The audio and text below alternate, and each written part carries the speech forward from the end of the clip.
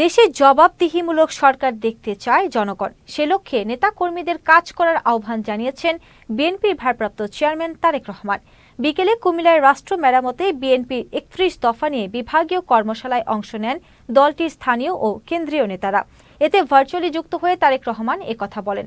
স্থানীয় সরকার থেকে রাষ্ট্রের সর্বোচ্চ পর্যায় পর্যন্ত সবাইকে জবাবদিহিতার আওতায় আনার কথা জানিয়ে তিনি বলেন, নির্বাচনে জনগণ বিএনপিকে দেশ পরিচালনার দায়িত্ব দিলে ন্যায় বিচারের বাংলাদেশ নিশ্চিত করা হবে। বলেন, ভালোবাসা দিয়ে জনগণের মন জয় করতে হবে।